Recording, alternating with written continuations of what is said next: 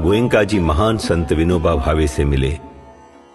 विनोबा जी ने कहा, अगर विपश्यना का प्रभाव बच्चों और कैदियों पर साबित होता है तो मैं उसकी महानता को स्वीकार कर लूंगा।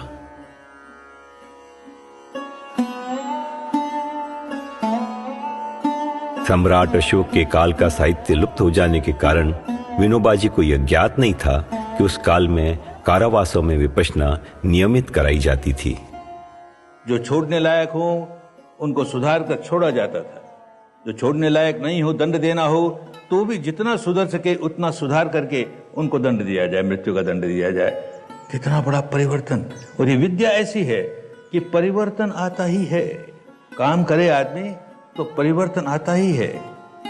राजस्थान सरकार के तत्कालीन गृह सचिव श्री राम सिंह जी के अथक प्रयास से जेलों में पहला कोर्स अक्टूबर 1975 में जयपुर सेंट्रल जेल में लगा। शिविर लगा।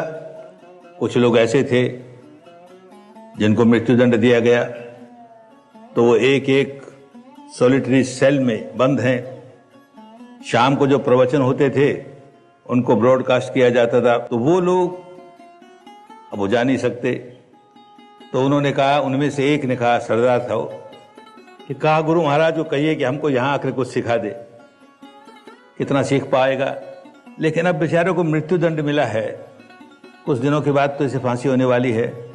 तो गया मैं उसे सिखाया, बहुत व्याकुल। जिस आदमी को मृत्युदंड मिला, सोच के देखो उसकी मन की कैसी अवस्था होगी, कितना व्याकुल, कितना व्याकुल। उसे आनापान दी और ऐसा हुआ 3 दिन के बाद तैयार हो गए, विपश्यना भी दे दी। अब बताते हैं जिन्होंने उसे फांसी पर ले गए लटकाने के लिए, इतना मुस्कुराते हुए जाता है, अरे हमारा परलोक सुधर जाएगा, हम मरने से डरने वाले नहीं। कितना बड़ा परिवर्तन आया। कभी ये देश में होता था इस प्रकार? जयपुर और वडोदरा की जेलों में सफल कोर्स लगने के बाद एक विशाल कोर्स भारत की सबसे बड़ी जेल तिहाड़ में लगा। इस ऐतिहासिक शिविर में 1000 कैदियों ने भाग लिया और उसका संचालन स्वयं गोयंका जी, माता जी और 13 सहायक आचार्यों ने किया। उन्होंने कहा, एक बात का ख्याल करना है, जो इनमेट्स को भोजन वगैरह मिलता है आपको वही भोजन करना है, कुछ भी बाहर से मंगवाना नहीं है, और आप कुछ लाए हो तो उसका भी उपयोग नहीं करना है। इस बड़ी सफलता के कारण आज भी यहाँ नियमित रूप से विपश्यना कोर्स लगते हैं और सुखद परिणाम आते हैं।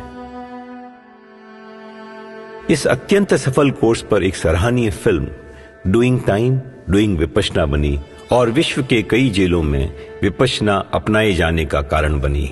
We came in with the blessings of Kiran Bedi, the chief of Tihar jails, who they adored and admired.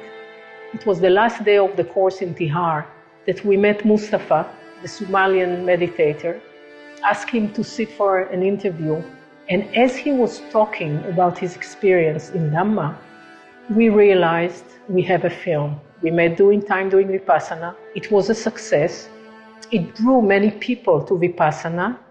Tihar jail के अनुभव के बाद भारत के गृह मंत्रालय ने प्रस्ताव रखा कि भारत भर की जेलों में विपश्यना सिखाई जाए।